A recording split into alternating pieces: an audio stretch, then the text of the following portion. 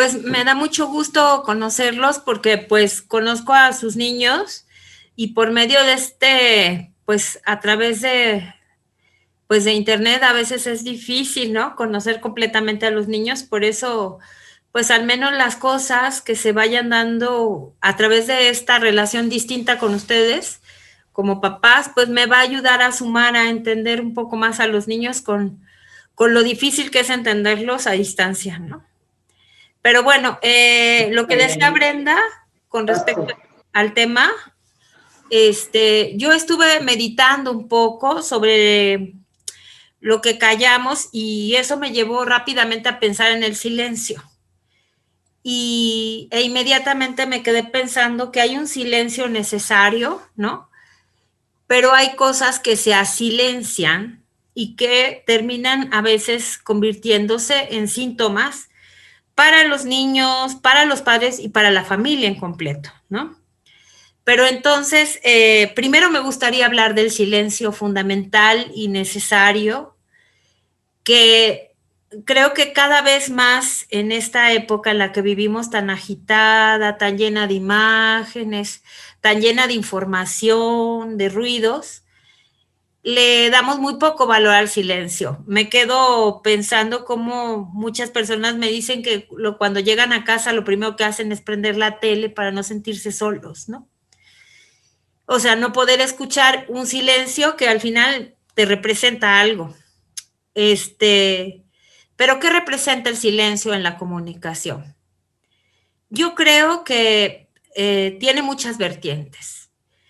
Por ejemplo, poder estar en silencio nos permite escuchar al otro, escuchar a nuestros hijos, que yo creo que es una habilidad, vamos a llamarle habilidad o competencia, que no tenemos tan desarrollada y que no es fácil de aprender porque yo creo que es algo formativo. Cuando digo algo formativo, es algo que se requiere aprender con H, es decir, no de aprendizaje, sino que más bien en la vivencia emocional, es que aprendemos a poder tener silencio, poder escuchar incluso a veces cosas que no queremos escuchar, que son fuertes, que son duras o cosas en las cuales estamos en desacuerdo, pero muchas veces tenemos que guardar silencio, incluso no decir nada en el momento y poder cómo asimilarlo posteriormente y después poder tener una respuesta.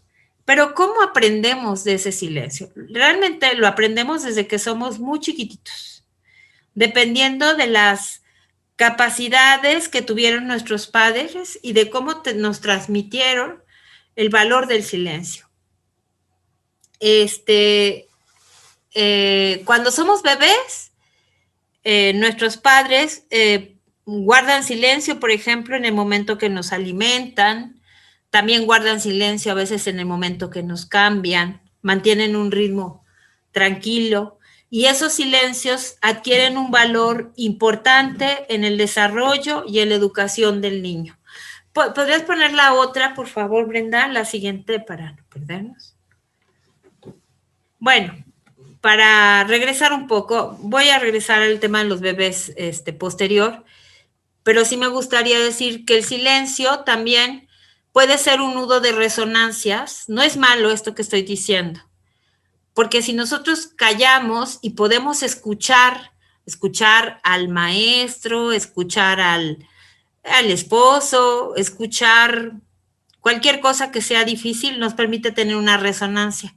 Cuando no escuchamos e inmediatamente queremos ser contestatarios de algo, esa capacidad de poder generar esa resonancia interna no se produce.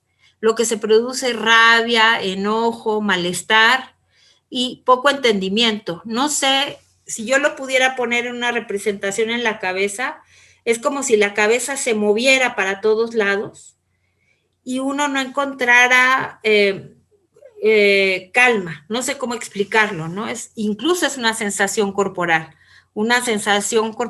de agobio y de malestar en el cuerpo. En cambio, cuando nosotros podemos guardar silencio, asimilarlo, ese movimiento de cabeza desaparece y podemos pensarlo. esa justamente es el pasaje para pensar las cosas, ¿no? Ahora sí ya me regreso al silencio que aprendemos cuando somos pequeños. Bueno, el silencio tiene muchas voces y nosotros podemos aprenderlas a escuchar. Mm, yo creo que uno de los aprendizajes más importantes para poder escuchar, una es estar corporalmente tranquilo, sin movilizar el cuerpo y sin estar pensando qué es lo que debo de contestar, sino más bien pensar qué es lo que debo de escuchar. Y con nuestros hijos es muy importante pensar qué es lo que debemos de escuchar. Muchas veces no los observamos. Yo los he visto a lo largo de este tiempo a través de Zoom, porque ustedes acompañan a sus hijos y justamente el trabajo que yo hago está hecho para que ustedes los acompañen. Y muchas veces veo que se aceleran demasiado en contestar y no le dan espacio al niño para que él pueda responder ni con palabras ni corporalmente, ¿no? Por ejemplo, a veces creemos que entre más información recibe el niño va a saber más. Y justamente creo que ese es un error. Yo creo que entre más silencios hagamos con el niño y le permitamos, le demos un espacio para pensar, aunque se equivoque, aunque a veces se sienta frustrado porque no lo logra, eso justamente es la capacidad que le va a permitir al niño aprender más. Ese es un aprendizaje que va a ser un modelo y que le va a permitir darse su tiempo para entender las cosas. Y lo más importante, el niño va a asumir que tiene un ritmo y que todos tenemos un ritmo de aprendizaje distinto. Y esto al niño le va a permitir también darse cuenta de que no tiene que aprender tan rápido, que él puede darse su tiempo. Y eso permite que nuestros hijos sean reflexivos. La siguiente, por favor. Ahorita regresamos al tema de los bebés.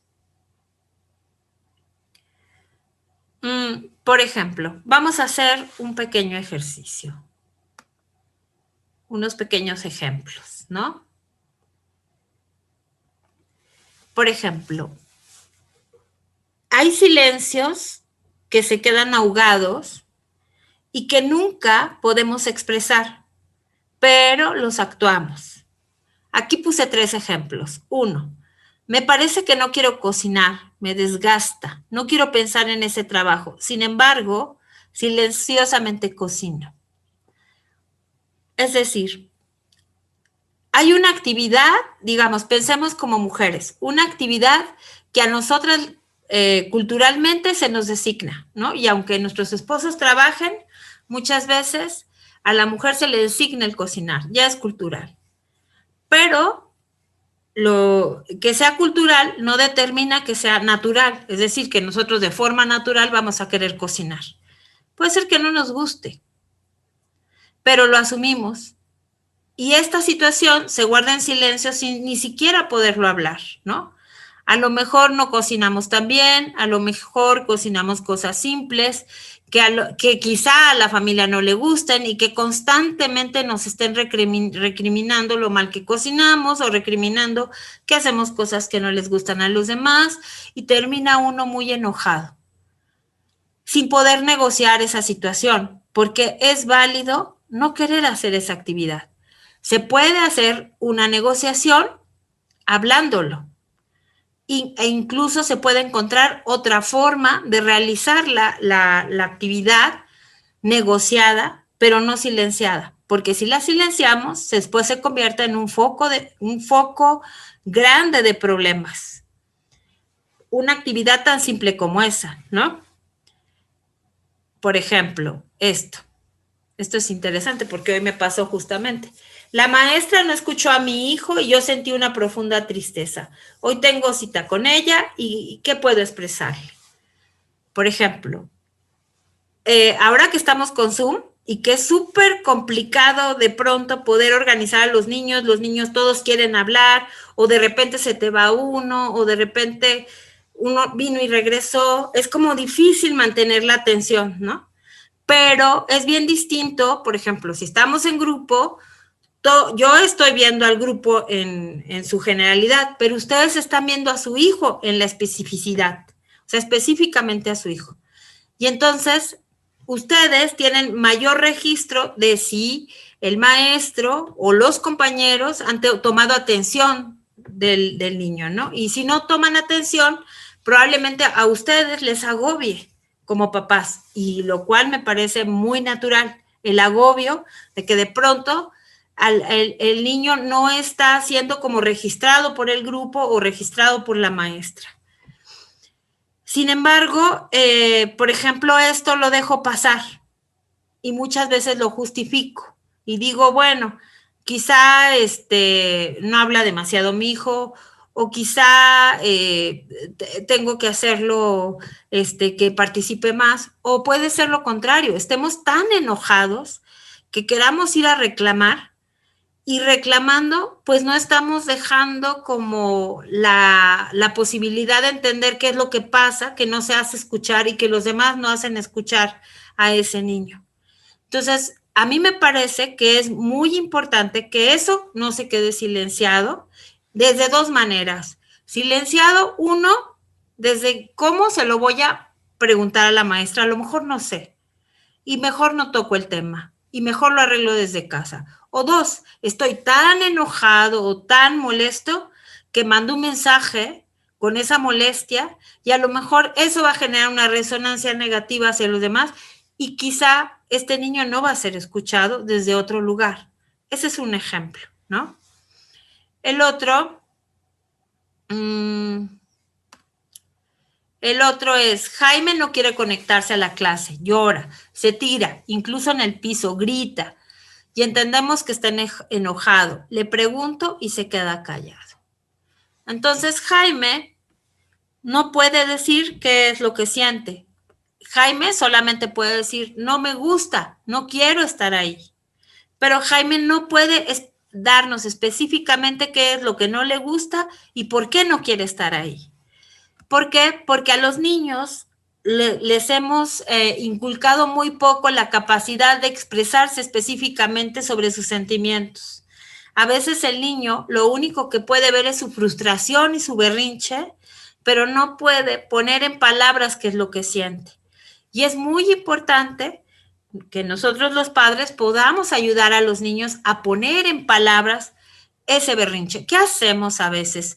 ¿Por qué acallamos al niño? Le damos una nalgada muy pronto, ¿no? Si es que nos enojamos mucho, o rápidamente le decimos te vas a conectar, lo ponemos por la fuerza, o me empiezo a angustiar y no sé qué es lo que pasa y no sé qué hacer, y entonces el niño no para de llorar o termina yéndose a hacer lo que él quiere, pero al final no sabemos exactamente qué es lo que está pasando y por lo que él no quiere poderse conectar. A lo mejor, por ejemplo, hay niños cuando lo han podido expresar, por ejemplo, hay niños que dicen, es que siento que me están mirando todos. Digo, cuando nos sentamos en esta aula virtual, las miradas son diferentes a las miradas de un espacio real. Y hay niños que se angustian. Y entonces, poder ponerle solución a eso, por ejemplo, sería, bueno, vamos a ponerte, no sé, no veas a todos, te pones de un lado, pero empiezas a hacer lo que están haciendo los demás. Entonces, el niño puede expresar el sentimiento de angustia que tiene ante lo que está pasando, pero cuando el niño hace el berrinche, sin poder ponerlo en palabras, no podemos poner una solución. La que sigue, por favor, Brenda. Les voy a poner un video sobre el valor del silencio, parte de lo que yo les decía, de lo que aprendemos desde niños.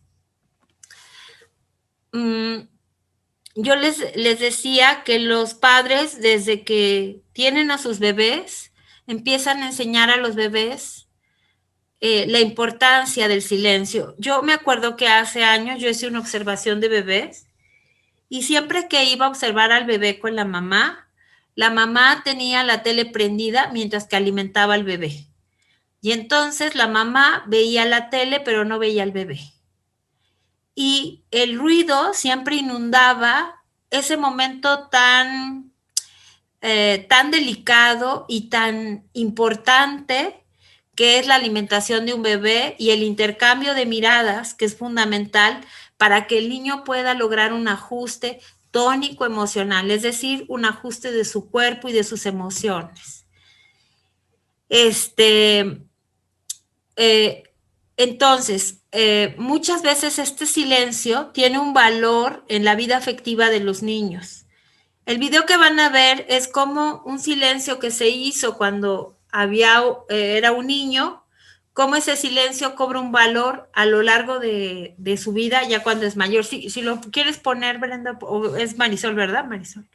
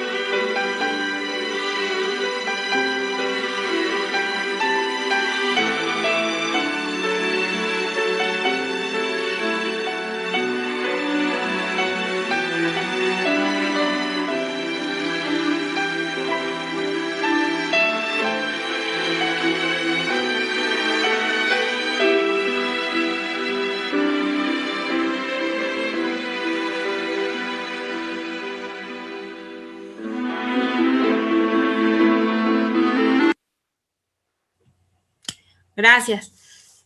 No sé si con el video puedo ser un poco más, mucho más explicativa de la importancia de ese silencio en el aprendizaje, por ejemplo, de un amarrado de agujetas, sin tener que utilizar, digamos, el tema de la instrucción, utilizar siempre la instrucción, mira, haces esto, haces lo otro, todo el tiempo, sino simplemente mirar, observar, y ese intercambio afectivo que los padres tienen con los niños y esos largos silencios son los que permiten a la persona tolerar la frustración, por ejemplo, ¿no? Saber que hay cosas que tienen que esperar y que hay cosas que se pueden aprender a lo largo del tiempo con calma. Y al final, nuestros hijos son, son las acciones que más van a valorar de nosotros, incluso cuando nosotros no estemos más con ellos, ¿no? Aquí, bueno, ya ponemos a un joven, pero incluso si nosotros partiéramos antes y nuestros hijos estuvieran pequeños y nosotros hemos tenido esa capacidad de ajuste y de contención con los niños, eso les va a ayudar en su desarrollo y no necesariamente va a coartar su desarrollo, aunque nosotros no estemos. La que sigue, por favor. A ver, vamos a hablar de los silencios necesarios en la comunicación, ¿no? Los padres tenemos que aprender lo que yo les comentaba al principio, a no acelerarnos a dar respuestas. Nosotros creemos que siempre tenemos que tener la respuesta adecuada con los niños, a no acelerarnos a dar instrucciones. Y también es muy importante, el silencio es distancia. Entonces, muchas veces hay que dejar que el niño resuelva ciertos problemas, solamente mirarlos y si requiere de nuestro apoyo acercarnos y no tan rápidamente querer llenar el espacio con palabras para decirle al niño cuál es su deber hacer. Porque nosotros debemos de trabajar con el ser, no con el deber hacer. El ser de la educación. El niño tiene que construir su personalidad a partir del mismo y no a partir de que lo que nosotros vamos dirigiendo.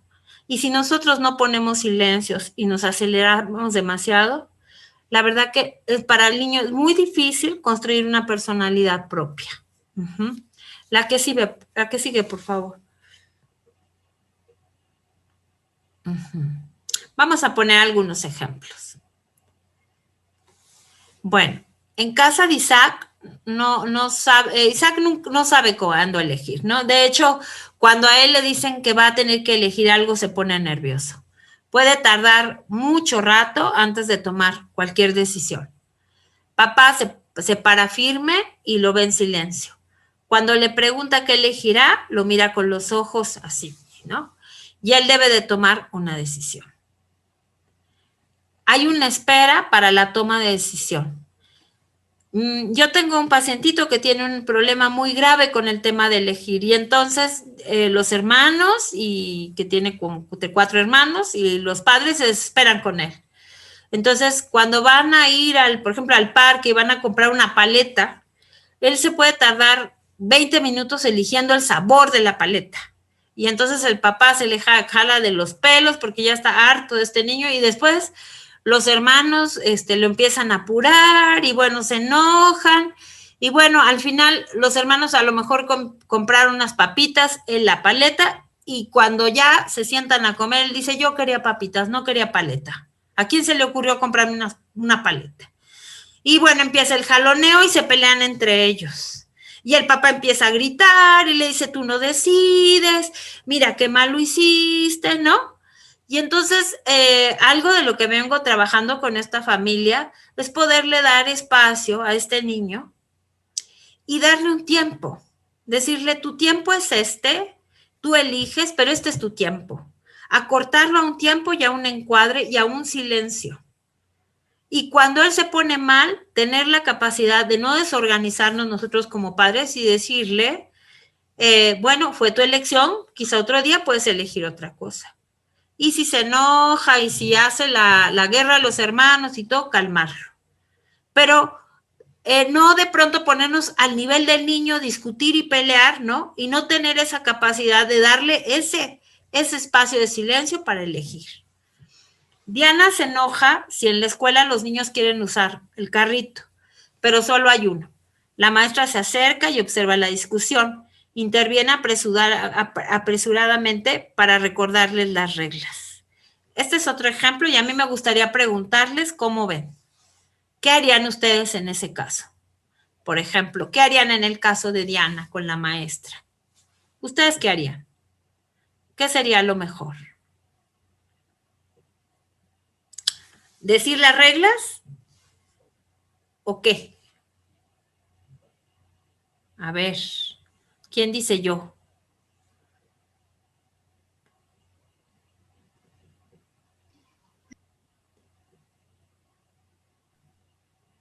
A ver si se animan.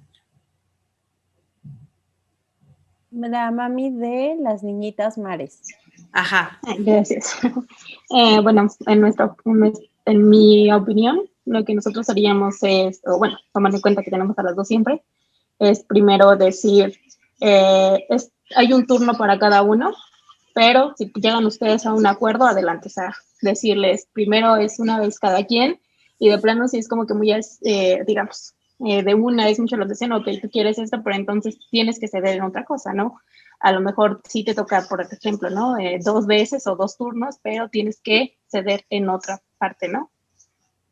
Sí, y ¿por qué no esperar a ver cómo lo solucionan ellas antes? Incluso aunque se venga un conflicto, ¿no? Por ejemplo, ¿por qué no dejar, en este caso es Diana, ¿no? Que se enoja y no deja subir a nadie y de pronto como permitir a ver qué hablan los niños antes de decir las reglas, porque ¿saben qué? Que esas reglas los niños ya las saben. Ellos ya conocen esas reglas.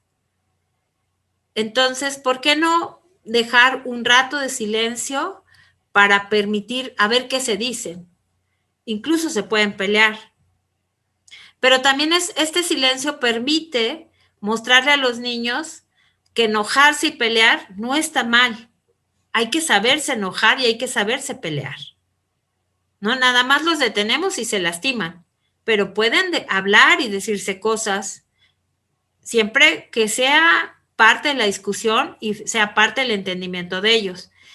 Si ya no hay entendimiento, yo creo que lo único que hacemos nosotros con un niño ya mayorcito, pues es recordarle las reglas, ¿no? Recordarles el encuadre.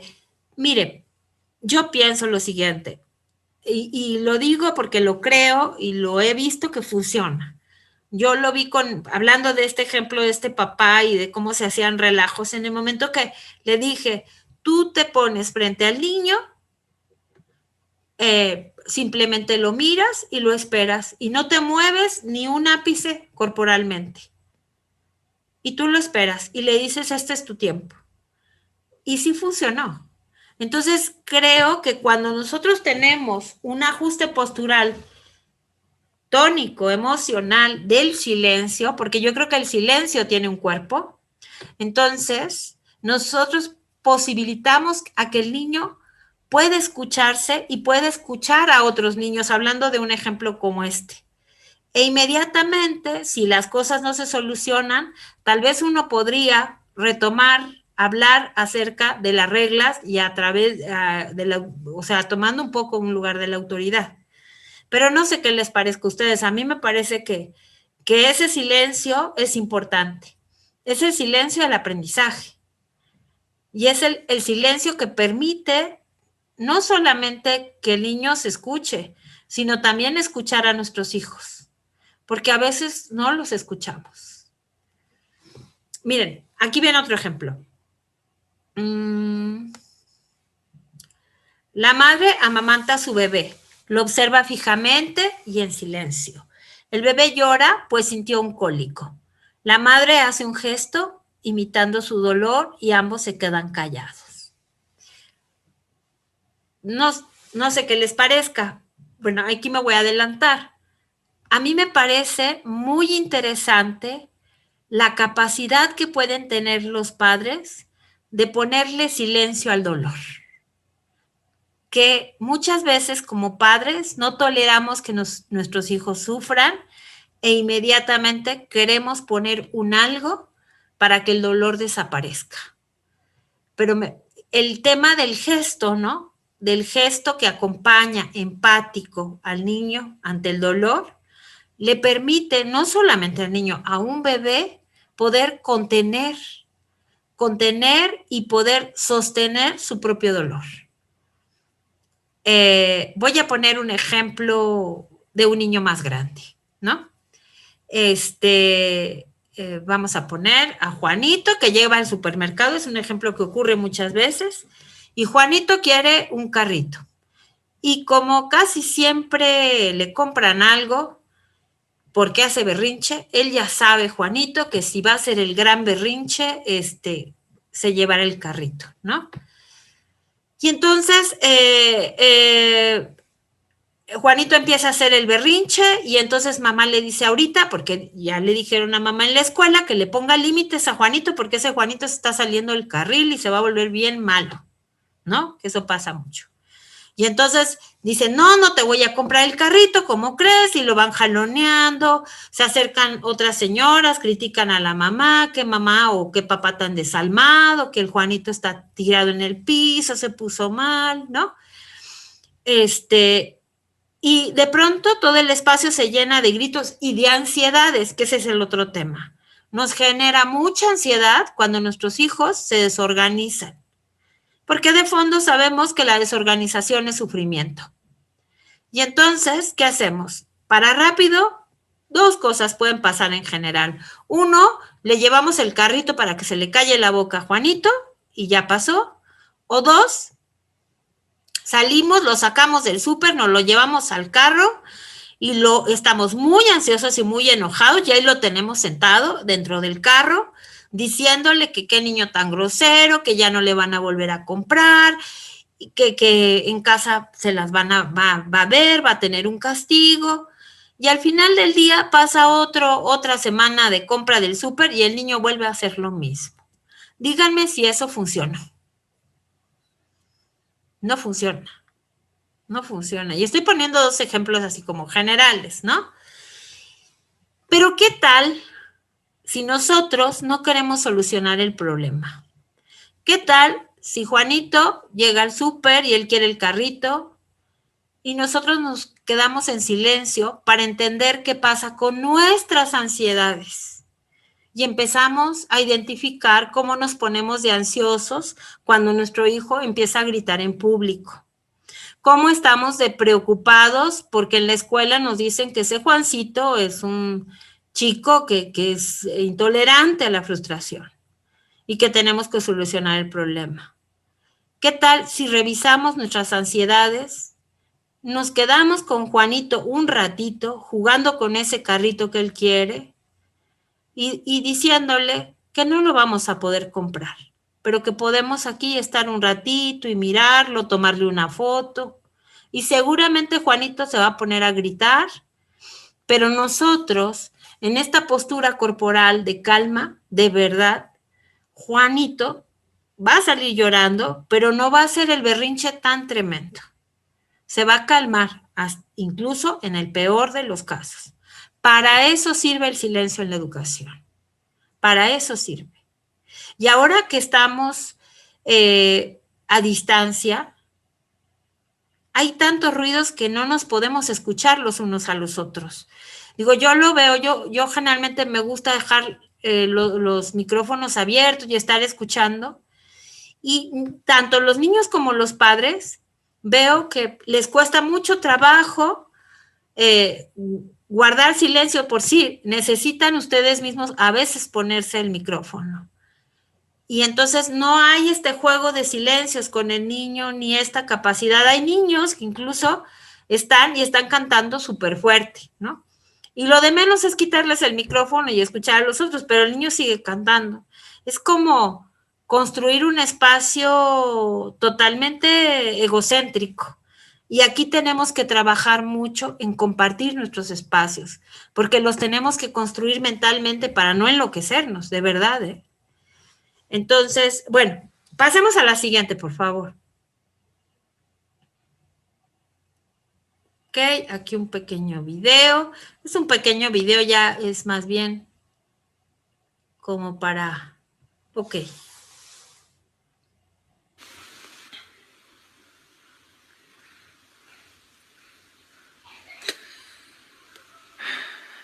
This girl is so clingy. She won't let me leave. Ok. Listo. Parece un video simple, pero es un video cargado. No sé cómo lo hayan visto ustedes. ¿Cómo sintieron? ¿De qué está cargado? Es muy cortito.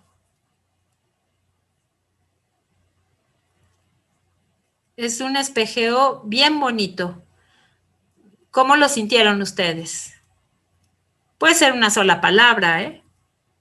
De conexión.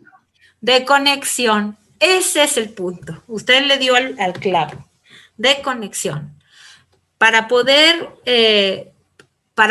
darle valor al silencio, tenemos que estar conectados, ¿no? Si no, ese silencio nunca se va a escuchar. Los silencios se escuchan y tiene que estar cargado de conexión. Entonces, cuando ocurren todas estas cosas con nuestros bebés, con nuestros hijos, todas esas pequeñas cosas que enseñamos o esas interacciones que tenemos, siempre tienen que estar cargadas de conexión. Las actividades que ponen las mises a distancia son, y yo estoy segura, que son actividades hechas para que ustedes se vayan conectando con los niños. Que yo sé que es pesado, pero si así se conectan, así lo hagan mal o bien, lo importante es ese momento de conexión y la construcción de algo que aparece como una escena de juego.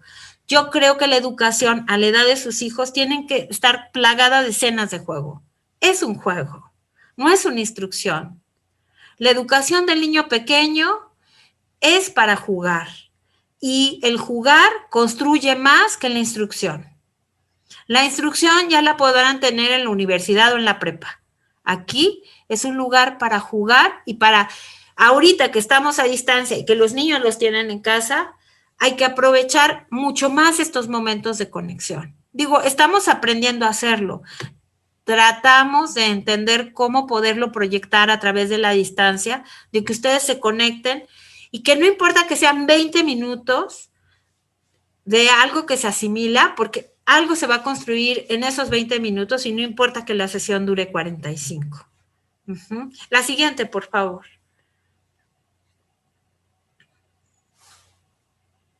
Bueno, hay momentos, y yo diría muchos, que en la educación se hace necesario permitir que el niño resuelva ciertas cosas, aunque no le salgan bien. Y para eso nuestro silencio es valioso.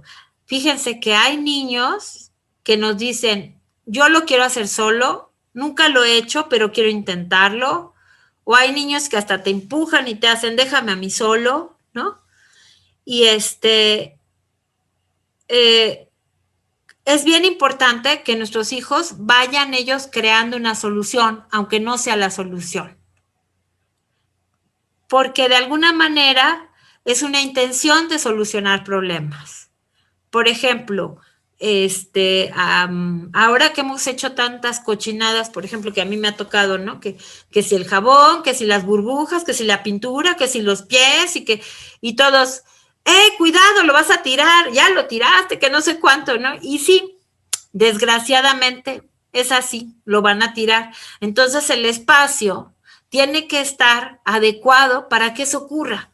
Para que si va a vertir el agua en el vasito y lo va a vaciar, pues a lo mejor en la mesa hay un mantelito de plástico y que lo puede secar, ¿no? O sea, decirle también al niño, lo que se caiga se recoge. Esas cosas son bien importantes. Y de repente dejar que el niño se equivoque, yo veo que a veces se aceleran, lo agarraste mal, lo estás mal, mira, se te va, además dicen, se te va a caer, y sí se le cae. En serio que se le cae. Esos anticipan todo el tiempo todo lo que va a ocurrir. Cuando hay cosas que se tienen solamente que mirar, es un poco como mirar el desastre y levantarlo. Mirar la solución que pone el niño y espejearle de que eso no fue la solución, de que hay otras maneras, pero que el niño vaya encontrando esas soluciones es fundamental. Por ejemplo, clásico es el dibujo. El niño empieza a trazar cosas, ¿no? Cuando está muy chiquito, a veces desde los 6 meses, desde antes empiezan a hacer cosas y rápidamente nos aceleramos a decir, ay, mira, hiciste una carita, ay, mira, esto es esto.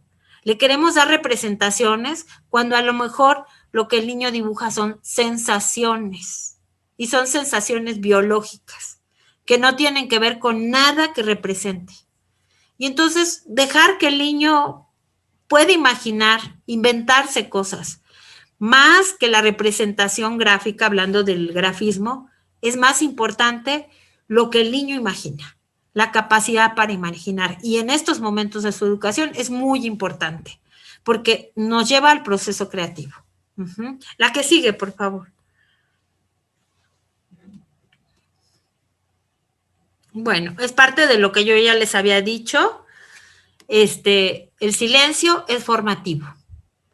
Callar algunas cosas es formativo y hoy más que nunca que estamos a distancia, necesitamos hacer silencio también con nuestros hijos a la hora que los acompañamos en este proceso de una escuela que no es escuela, ¿no? Un poco, sino que más bien es estar a distancia y que no pare el aprendizaje de nuestros hijos, un aprendizaje comunitario con otros niños, con sus maestras.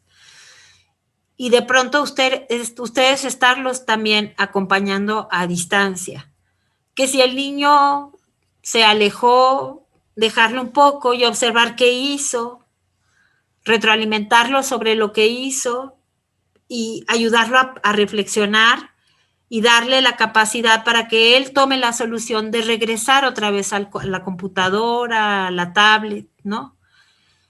Esto no tiene que ser por la fuerza, tiene que ser por el convencimiento y por el deseo. Si no hay deseo, no hay aprendizaje. Solamente instrucción. Pero bueno, la que sigue, por favor.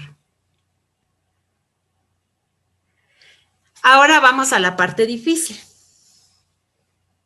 ¿Qué silencios, por ejemplo, son los que callamos, pero que pueden resultar agobiantes, ¿no? Y que incluso pueden generar angustia? Y yo diría que a veces son silencios generacionales, que pasan de generación en generación, que a veces se dicen, pero quedan callados, ¿no? Y van marcando el desarrollo de los niños. Por ejemplo, el tema de la muerte. Cuando muere, no sé, incluso hasta una mascota. A mí me tocó un paciente que, bueno, yo sé que es autista, pero se le murió el pez al cual adoraba y la mamá durante años le dijo que el pez estaba con el veterinario. Durante años, ¿no? Ese silencio y ese silencio que se vuelve en una omisión, ¿no? De no poder hablar de la muerte, por ejemplo, eso altera el desarrollo de los niños. Los niños a veces necesitan que se les hablen de ciertas cosas que son importantes en la familia. A veces creemos que los niños no van a entender, ¿no? Porque pensamos que los niños no tienen una comprensión del todo desarrollada. Es cierto que cognitivamente tienen otro nivel, pero el niño piensa, el niño siente y el niño existe desde siempre. Y la educación ha tenido ese error. Pensamos que el niño no sabe y que nosotros venimos a darle la luz del conocimiento. Cuando el niño sabe cosas y a través de ese saber puede construir otras, que a veces no nos parecen tan importantes porque nosotros creemos que la instrucción es lo importante, eso es otro tema. Pero realmente los niños creativos y que desarrollan habilidades son aquellos niños que se les permite tener esa capacidad de creación así voluntaria, ¿no? Pero que además no los asilenciamos con secretos que yo creo que no tienen caso, ¿no? O los secretos que asilenciamos nosotros como papás. La que sigue, por favor. Este video lo puse en relación a lo que no hablamos de lo que nos está pasando ahora, ¿no? De que sí lo decimos, pero a veces lo decimos, ¿cómo les explicaré? Como que nos molesta, como que la pasamos mal con eso ahorita, pero que va a pasar. Pero yo creo que, bueno, vamos a dejarlo que venga el video, va.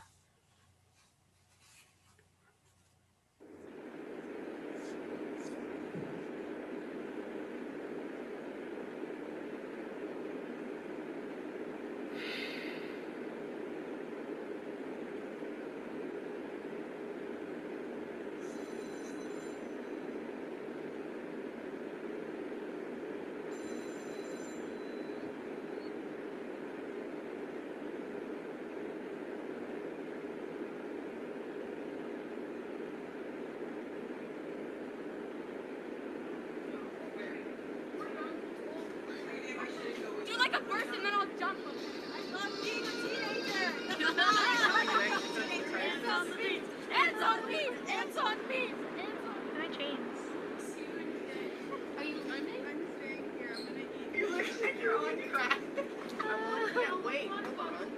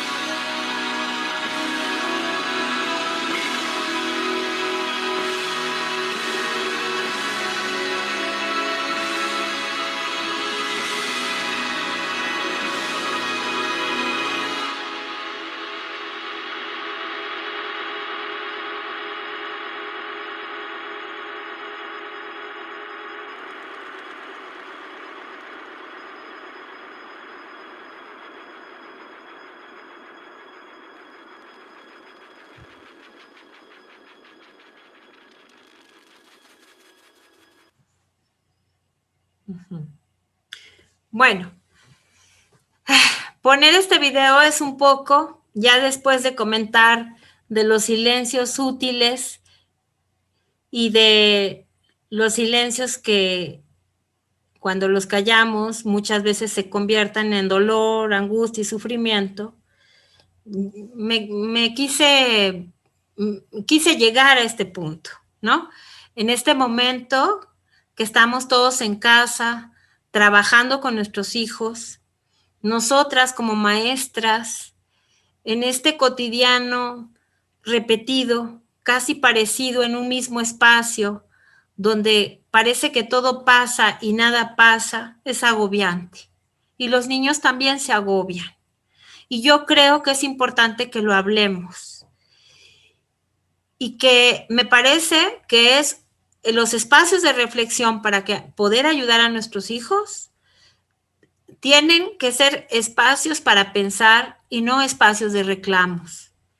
Ni de maestros hacia los padres, ni de padres hacia los maestros, ni hacia los niños tampoco, porque a veces los padres y los maestros reclamamos a los niños. Tenemos que entender qué están sintiendo los niños, qué estamos sintiendo nosotros, porque nosotros nos conectamos con los niños. Y de pronto me pareció muy interesante cómo esta joven primero recuerda en una memoria corporal, que yo digo que el cuerpo tiene memoria, como el agua. Cuando llueve mucho, aparece el agua en los ríos y desborda todo. El cuerpo también tiene memoria. Y a veces el cuerpo de los niños requiere de más movimiento y a lo mejor conforme avanzan los días les cuesta más trabajo conectarse. Pero si nosotros ponemos en palabras esta dificultad, estas angustias, creo que podemos ayudarnos nosotros y ayudar a nuestros hijos. Y no podemos decir que esto no pasa. Sí pasa y está pasando. Yo creo que es una de las cosas que no debemos de callar nadie de los que conformamos esta nueva manera de hacer un lugar de aprendizaje para los niños, ¿no? La que sigue, por favor. Ya es de las últimas. Es importante que podamos encontrar espacios para hablar lo que no se ha dicho, tanto en casa como en la escuela, porque en la escuela a veces hay cosas que tampoco decimos, ¿no? Hay cosas, no todo se puede compartir, eso es cierto, pero hay cosas que sí se tienen que contar y a veces a nosotros los maestros nos cuesta trabajo cómo nos acercamos a este papá para decirle esto que es difícil. O también los padres, ¿no? ¿Cómo le puedo contar esto al maestro para que ayude a mi hijo? Digo, no sé, como lo puse aquí, si todo lo debamos de decir, porque no todo es dicho. Hay cosas que simplemente son dichas a través del gesto, pero que es importante ahorita en este momento, porque ya hay un cansancio y un tedio en los niños, en los maestros y en ustedes, de generar una comunidad fundamental de trabajo para esto. Y es bien importante poder leer la incomodidad corporal de nuestros hijos chiquitos, pero súper importante. Y no ponerla en silencio y no creer que simplemente con estar ahí y obligarlos a que trabajen va a ser suficiente. Aquí, en este momento, lo obligatorio puede ser desastroso y puede generar síntomas a largo plazo, incluso. Creo que es la última, ¿verdad, Brenda? No me acuerdo. Bueno, lo que les decía, hoy vivimos una situación bien inédita, ¿no? Nosotros, como maestros, entramos a su casa, los observamos, y eso genera mucha tensión, no solamente ustedes, a nosotros también. De pronto, eso que yo les decía, parece que nos escuchan y no nos escuchan, parece que están haciendo otras cosas, ¿no? Parece que de pronto se desaparecen. Todo eso genera muchas ansiedades a todos. Finalmente, el maestro entra a su casa y finalmente el maestro es el que representa representa la escuela y representa un espacio que está afuera, pero dentro de su casa. Y bueno, con eso quisiera terminar. Y si hay comentarios, alguna situación que les haya generado justamente una resonancia, pues si quieren comentarlo, sería bastante útil.